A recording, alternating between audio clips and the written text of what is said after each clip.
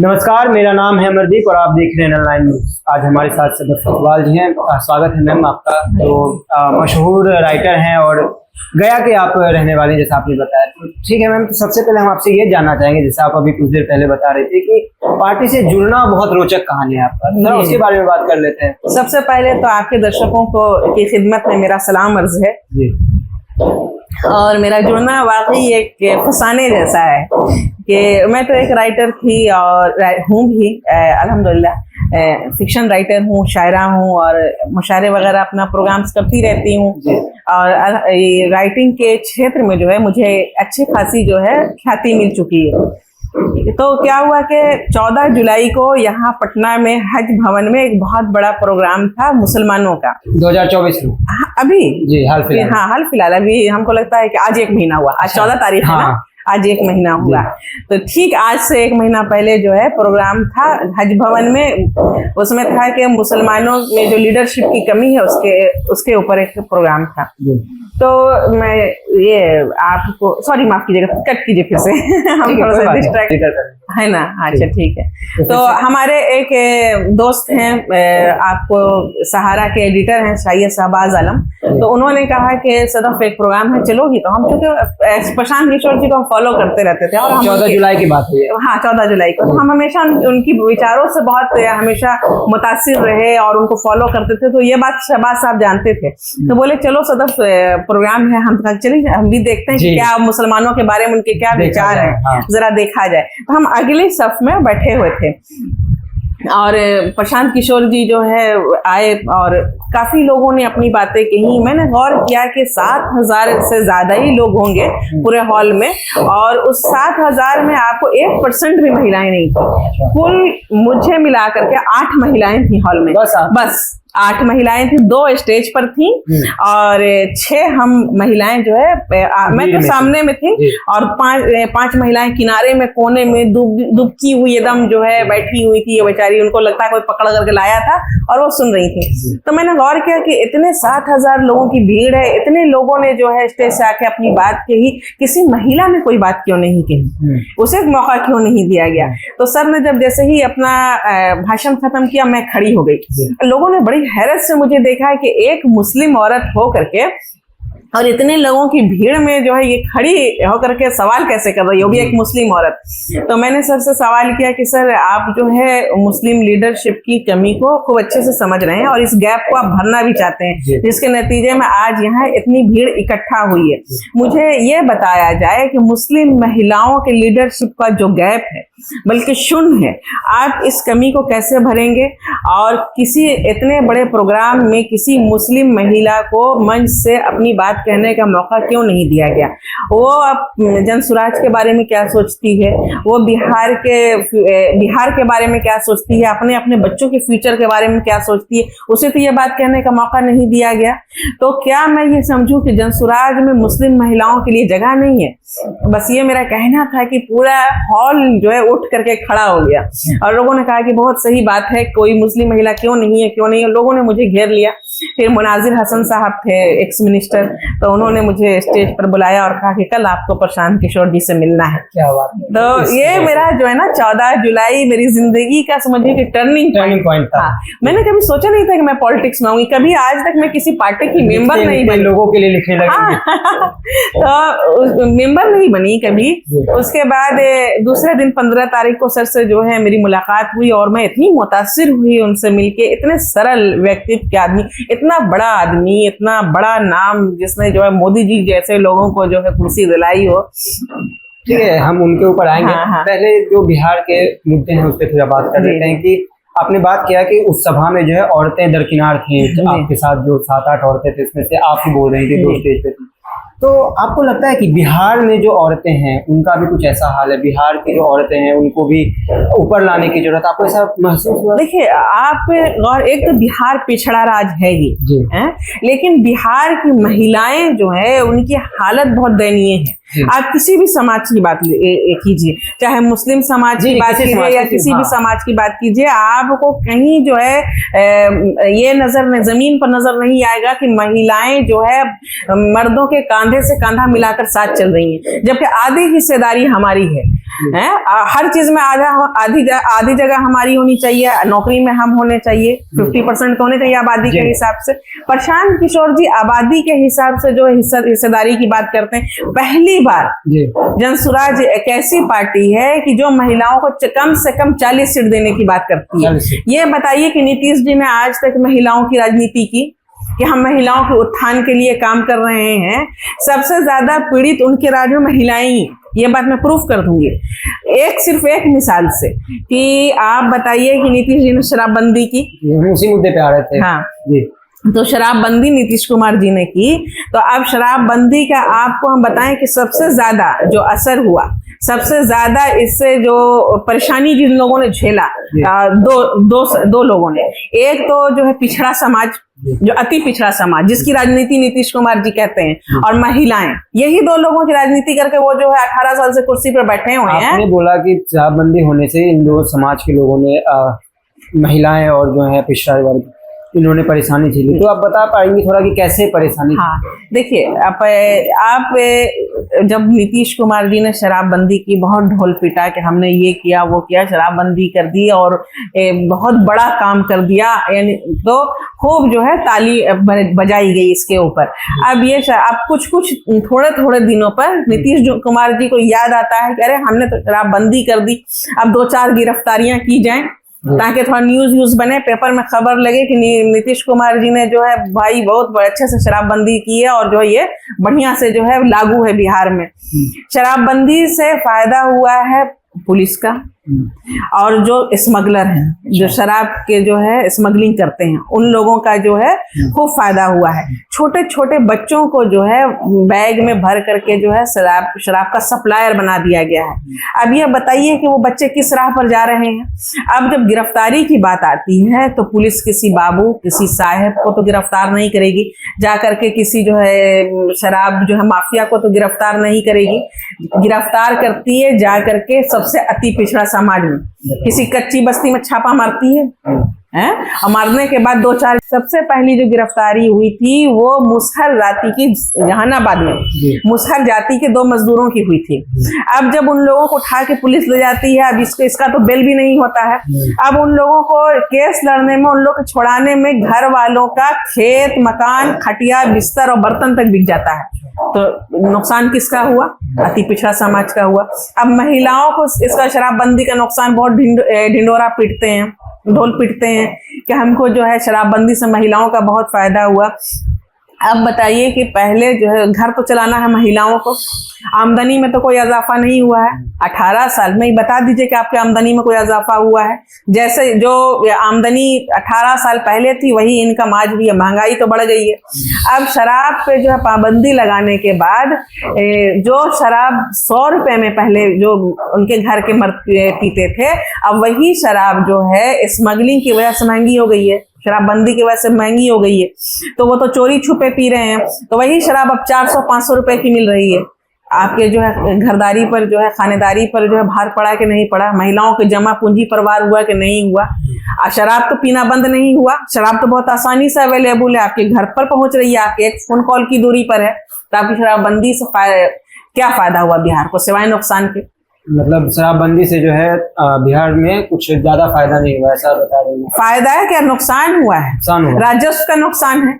लगभग जो है 20,000 करोड़ का नुकसान है सालाना। अब ये 20,000 करोड़ रुपया अगर राजस्व आता तो बिहार की तरक्की पे इस्तेमाल होता है कि नहीं? अगर शराबबंदी में जितना नीतीश कुमार जी ने जो है जोर लगाया, जितना जो है संसाधन झोंका, जितनी ताकत झोंकी, इतना ही अगर वो शिक्षा के इसके लिए कर देते तो शिक्षा के क्षेत्र में ये संसाधन लगाते, ये ताकत लगाते, तो भलाई होता कि नहीं, बेहतरी होती कि नहीं? शिक्षा तो एक महत्वपूर्ण मुद्दा रहा ही है, पर अभी हम आपसे बात करते हैं कि बिहार में आप क्या समझती हैं? आपको ऐसा फील होता है कभी कि लड़कियां जो हैं सेफ हैं, मतलब तो औरतें हैं, खास करके औरतें और लड़कियों की बात करें तो वो सेफ हैं ऐसा? क्योंकि हम अगर बाहर लोगों से, बिहार के बारे में एक धारणा है बाहर के लोगों को कि बिहार जो है सेफ शहर ये नहीं है, राज्य नहीं है। ठीक है, आपको लगता है कि बिहार लड़कियों के साथ सेफ है? देखिए नीतीश कुमार जी की अगर जो काम इन्होंने किया, जो लालू राज था 15 साल जो जंगल राज था, दिन दहाड़े लड़कियां उठा ली जाती थी, उससे तो कम से कम राहत मिली है। अभी वो सूरत हाल नहीं, लड़कियां बहुत ज्यादा सेफ नहीं है, लेकिन फिर भी जो है जो लालू राज में, जो जंगल राज में जो हाल था बच्चियों का, वो उससे जो है बेहतर है। लेकिन बच्चियों के तरक्की के लिए क्या किया है नीतीश कुमार जी ने? अभी आप खुश हैं जिस हिसाब से अभी आपराधिक, आप हर रोज अखबार पढ़ती होंगी, हर रोज आप चैनल देखते होंगे, हर रोज कई आपराधिक घटना आते ही रहते हैं बिहार से। बिहार में जो है लालू के राज में जंगल राज था, और अभी जो है नीतीश कुमार के राज में अफसरों का जो है अधिकारियों का राज है। तो खूब उनकी मनमानी है, चाहे पुलिस के अधिकारी हो, चाहे किसी भी जो डिपार्टमेंट के अधिकारी हो। तो ये जो है एक तरह से ये जो है एक सिक्के का दो पहलू कह लीजिए। लालू का राज जंगल राज का चीत और पट है, समझा, और दोनों जो है बड़े भाई और छोटे भाई हैं। तो कभी बड़ा भाई कुर्सी पर बैठेगा या फिर छोटा भाई कुर्सी पर बैठेगा, और आपस में दोनों में जो है, हमको तो लगता है कि बहुत ज्यादा इन दोनों में जो है एक तरह से जो है अंडरस्टैंडिंग है कि भैया तुम बैठो या हम बैठे, बात बराबर है। तो मतलब बड़े भाई और छोटे भाई के बीच में अब आप एक अलग चीज लाना चाहते हैं। तो अब जो है देखिए क्या है कि बिहार में तीसरा विकल्प नहीं था, या तो इंडिया था। अच्छा, बीजेपी को विकल्प में नहीं देखते आप? क्योंकि जेडीयू राजद, चलिए बात होता है बिहार के बारे में, बीजेपी लगता है आपको? बीजेपी और कांग्रेस भी जो है ये अच्छी पार्टियां रही। कांग्रेस की आप क्या बात कर रहे हैं? अब तो कांग्रेस को एक टाइम के लिए रखते हैं, बीजेपी के बारे में क्या ख्याल है? अब आपको हम बता रहे हैं कि 2025 का जो इलेक्शन होगा वो सीधी टक्कर जी जनसुराज की जो है बीजेपी के साथ है। बीजेपी के साथ है ना, मैदान में आरजेडी है, और कांग्रेस की तो खैर कोई गिनतियां नहीं है, ना आरजेडी है ना नीतीश कुमार की पार्टी है। तो ये जो है ये इन दोनों का जो है बिल्कुल सुपड़ा साफ है। बीजेपी का और जेडीयू या आरजेडी की बात करें तो वो लोग का तो कुछ और ही कहना है। वो लोग का कहना है कि जन स्वराज पार्टी जो है पार्टी ही नहीं है। ये इसके जो प्रमुख हैं पीके प्रशांत किशोर, ये जो है कभी इनको टेंट वाला बोल देते हैं, कभी बिजनेसमैन बोल देते हैं, इनको सीरियसली तो ले ही नहीं। देखिए अब ये जो है इनका तो एकदम कलेजा फटा जा रहा है जनसुराज की, जिस तरह से जो है फैलाव है, 1 करोड़ मेंबर हमारे बन गए हैं, अभी पार्टी बनी नहीं है, और ये धमक जिस तरह से पैदा कर रहा है जनसुराज, इनकी तो हवा खराब है, हालत खराब है, नींद उड़ी हुई है। अब ये प्रशांत किशोर जी पर इल्जाम लगाएंगे क्या? प्रशांत किशोर जी ने चारा घोटाला किया है क्या? जी है? प्रशांत किशोर जी ने 10 साल हुकूमत करके जो है दोबारा वोट मांगने आए हैं कि जनता ने इनका राज देख लिया है। प्रशांत किशोर जी ने खुद को सिद्ध किया है और के बिहार में जो है अगर हम सेंट्रल में सत्ता में जो है मोदी जी को किया और दूसरे राज्यों में जब जिता सकते हैं, तो यहाँ भी अपनी जनता की पार्टी बना करके जनता को जिता सकते हैं। जनता की बिल्कुल हम पूरा कॉन्फिडेंस है। हम लोग जो है 243 की 243 सीटों पर लड़ेंगे और जीत करके फुल बहुमत के साथ सत्ता में आएंगे। और ये जो है आरजेडी और नीतीश जी का जो पार्टी का जो है एकदम बिल्कुल सुपड़ा साफ है। हमारी सीधी टक्कर बीजेपी के साथ है। अच्छा। इस बार तो मतलब आप लोग ऐसा कहना चाह रहे हैं कि बीजेपी के बी विंग में नहीं आते हैं? बिल्कुल बिल्कुल बिल्कुल जो कहा जा रहा है। बी टीम की बात ही कैसी आप कर रहे हैं? हम वही तो कह रहे हैं कि कुछ तो इनको होना चाहिए इल्जाम लगाने के लिए। किस तरह काट करेंगे ये तो समझिए, बेबुनियाद इल्जाम लगा रहे हैं। ये देखिए प्रशांत किशोर जी ने एक प्लेटफॉर्म दिया है, जनता का प्लेटफॉर्म दिया है और जनता को कहा है, आम आदमी को कहा है कि आप आइए, आप पार्टी बनाइए, हम आपको सपोर्ट करेंगे, हम अपनी बुद्धि से सपोर्ट करेंगे, हम अपने पैसे से सपोर्ट करेंगे और अपने शरीर से आपको सपोर्ट करेंगे, जो वो 2 साल से कर रहे हैं। अब हम आपको प्रूफ कर सकते हैं कि बीजेपी की बी टीम जो ये लोग कह रहे हैं बिल्कुल गलत है। अब आप कहिए कैसे? तो अब आप 2-3 बातों पर मेरे ध्यान दिए। पहली बात कि प्रशांत किशोर जी ने मोदी जी के लिए काम किया 2014 में, वो उनका प्रोफेशन था। वो अपने प्रोफेशन में पूरी तरह ईमानदार थे, पूरी ईमानदारी से उन्होंने मेहनत की, मोदी जी को कुर्सी पर बैठा दिया। अब बात यह है कि जरूरी नहीं है कि आप किसी के लिए काम कर रहे हैं तो उसकी विचारधारा से भी सहमत हो। जब मोदी जी को सत्ता मिल गई, जब मोदी जी प्रधानमंत्री बन गए, तब अब आप कहिएगा, गौर कीजिएगा तो सोचिए कि कैसे बेवकूफ आदमी थे भाई। जब वो प्रधानमंत्री बन गया तो भाग गए, छोड़ करके किनारे हट गए। इनको तो उनमें सड़ जाना चाहिए था और अडानी और बड़ी बड़ी इंडस्ट्री लगाना चाहिए था और अडानी और अंबानी के बराबर में जाके खड़े हो जाना चाहिए था। तो जब लाभ लेने का, मलाई खाने का वक्त आए थे तो किनारे हट गए। बात थी कि विचारधारा से सहमत नहीं थे। इनकी विचारधारा अलग थी। विचारधारा क्या है? इनकी विचारधारा है सभी समाज का उत्थान, सबको साथ लेकर के चलो, सबका विकास करो। पर ये कहीं ना कहीं तो आप फिर बीजेपी का बोल रहे हैं, बीजेपी का भी यही नारा है, सबका साथ में मुसलमान भी आता है। अच्छा, मुसलमान हमारी 18-19% की आबादी बीजेपी में की विचारधारा में हम कहाँ हैं? अच्छा, बीजेपी, आपका ऐसा कहना है कि बीजेपी जो है आपको साथ लेकर नहीं चल ऐसा? बिल्कुल नहीं, ये तो बीजेपी देखिए, बीजेपी खुले में वार करती है, खुल करके जो है मुसलमानों के खिलाफ काम करती है, और आरजेडी जो है पीछे से मुसलमानों के पर वार करते हैं। हाँ, हम अपनी बात पर आ रहे हैं, बी टीम की बात पर। एक तो ये बात हुई। अब दूसरी जो बात आप कीजिए कि अगर प्रशांत किशोर जी को बी टीम थे और कहा जा रहा है कि मुसलमानों के वोट को बांटने की बात कर रहे हैं, तो अगर ये मुसलमानों के वोट पर ही वार करने से हटाने के लिए आते, तो इनको क्या जरूरत थी कि इतनी बड़ी पार्टी जनसुराज बनाने की, सबको साथ लेकर के चलने की? इतना जो है 2 साल से गांव गांव, गली गली, मोहल्ले मोहल्ले पैदल चल रहे हैं, धूप में बारिश में भीग करके पैदल चल रहे हैं। इतनी मेहनत करने की क्या जरूरत थी? ये सबसे, और इतना हर तरह का जो है अपनी ताकत झोंक रहे हैं, शरीर भी लगा रहे हैं, बुद्धि भी लगा रहे हैं, पैसा भी लगा रहे हैं। इससे तो आसान टास्क था उनका कि एक बड़े लेवल पर पूरे बिहार के स्तर पर एक मुस्लिम पार्टी लॉन्च कर दी जाती। इनकी जो कंपनी जो है वो पीछे से सपोर्ट करती, जैसे ये सहयोग करते आए हैं। तो क्या अगर एक और किसी दाढ़ी और टोपी वाले को, नूरानी चेहरे वाले को जो है पार्टी का चेहरा बना करके पेश कर दिया जाता, तो आपको क्या नहीं लगता है कि मुसलमान गोलबंद होकर के एकदम एक हो जाते कि अरे भाई हमारी पार्टी अब बिहार में बन गई, मुसलमानों की पार्टी बन गई, अब हम सब एक साथ हो जाएं? लेकिन वो आसान टास्क था, और अगर करना होता प्रशांत किशोर जी को, अगर लोग जिस तरह से इल्जाम लगा रहे हैं, अगर वो होता तो इस तरह करते। मगर उन्होंने जो है, वो तो बिहार का उत्थान चाहते हैं, बिहार की तरक्की चाहते हैं, सभी समाज की तरक्की चाहते हैं, जिसकी जितनी आबादी है उसके आबादी के हिसाब से हिस्सेदारी देने की बात करते हैं। अब रही तीसरी बात कि बीजेपी की परेशानी क्या है। बीजेपी की जो आप बी टीम का इल्जाम लगाते हैं, तीसरा ये आप मेरा सुनिए कि बीजेपी आरएसएस ने 20 साल बहुत कड़ी मेहनत की बिहार में, और सबसे आपको सेकुलर समाज जो दलित समाज है, दलित समाज जितना हिंदुओं के साथ है उतना ही जो उसका तालमेल मुसलमानों के साथ हमेशा रहा है। लेकिन आरएसएस ने 20 साल कड़ी मेहनत करके दलितों को भगवा रंग में रंगने की पूरी कोशिश की है।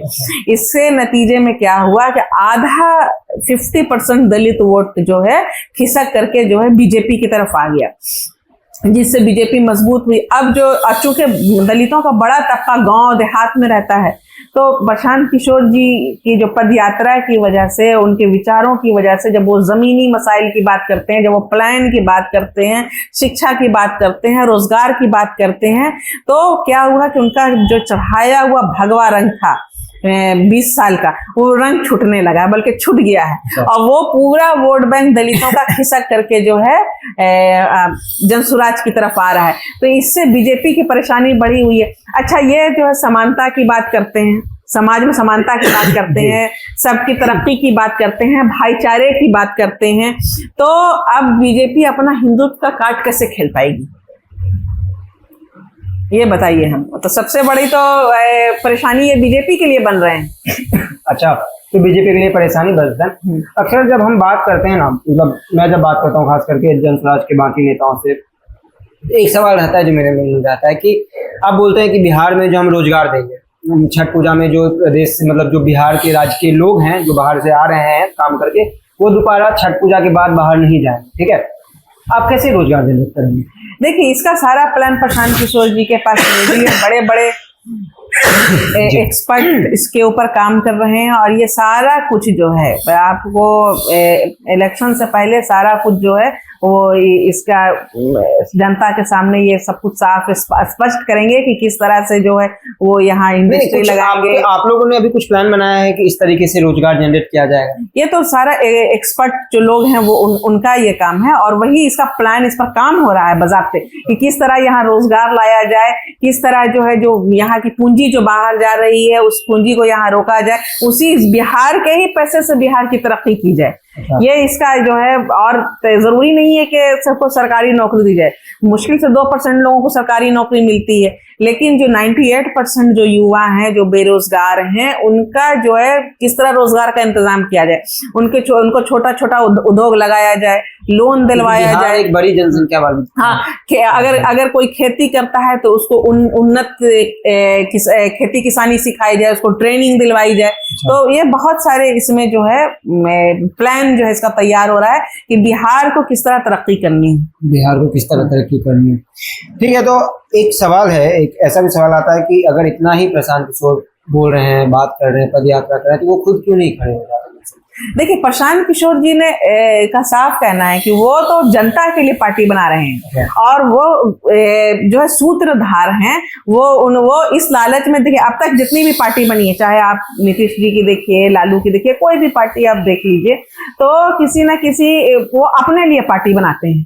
ये पहली बार ऐसा हो रहा है कि ये जनता के लिए पार्टी बना रहे हैं, जनता की पार्टी बना रहे हैं, आम आदमी को निकाल करके नेता बना रहे हैं और इसी आम आदमी में से निकल करके कोई जो है बिहार का प्रतिनिधि भी बनेगा। तो वो उनका ये लालच है ही नहीं कि हमको कुर्सी चाहिए, उनका है कि हम बिहार के बेटे हैं, मिट्टी का मेरे ऊपर कर्ज है और हमको अगर हम कुछ कमाया है, कुछ किया है, तो हमको जो है अपनी जो है प्रदेश को लौटाना भी है। तो हमको अपनी बिहार को जो है आगे ले जाना है और हिंदुस्तान के 10 तरक्की याफ्ता रियासतों में बिहार को जो ला करके खड़ा करना है, ये उनका काम है। वो अपनी मिट्टी के लिए, अपने प्रदेश के लिए ये कर रहे हैं और एक तरह से जो है बिहार का बेटा होने का फर्ज निभा रहे हैं। अच्छा, बिहार का बेटा होने का फर्ज निभा है।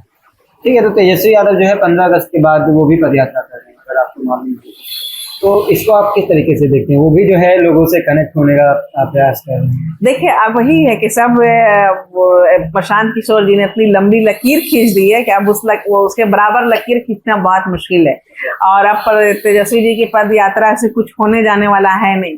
अब ये सोच रहे हैं कि हम भी पद यात्रा करेंगे तो शायद जो है लोग जो भाग रहे हैं, जो लालटेन से जो किरासिन तेल निकल रहा है, वो कुछ तेल हम बचा लें, लेकिन मतलब आपको दिख रहा है कि लालटेन बुझ जाएगा? एकदम लालटेन का तेल निकल चुका है। अच्छा, अब बस अब बाती जो है भभक रही है, वो कितना देर भभकेगी वो देखते रहना है। तो उनके जो पद यात्रा वगैरह से कुछ होने जाने वाला है नहीं। एक अहम सवाल है दिमाग में, मान लीजिए कि जन स्वराज पार्टी जो है वो बहुमत में नहीं आती है, जादुई आंकड़ा जो होता है उसको पार नहीं कर पाती है, उसको किसी दूसरे दल का समर्थन लेना पड़ सकता है, तो क्या आप लेंगे? देखिए, ये हमारा तो है कि जीतेंगे हम और फुल बहुमत के साथ। नहीं आए, हम तो ऐसा मान के ही नहीं चल रहे हैं।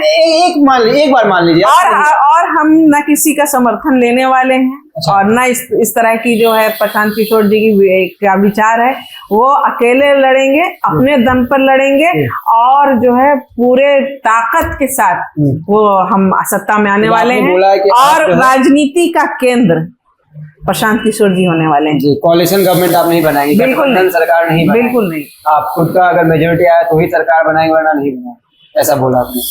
जी, बहुत बहुत धन्यवाद हमसे जुड़ने के लिए। धन्यवाद, बहुत शुक्रिया, बहुत शुक्रिया आपका। बाकी के खबरों के लिए देखते रहिए 9 न्यूज़। धन्यवाद।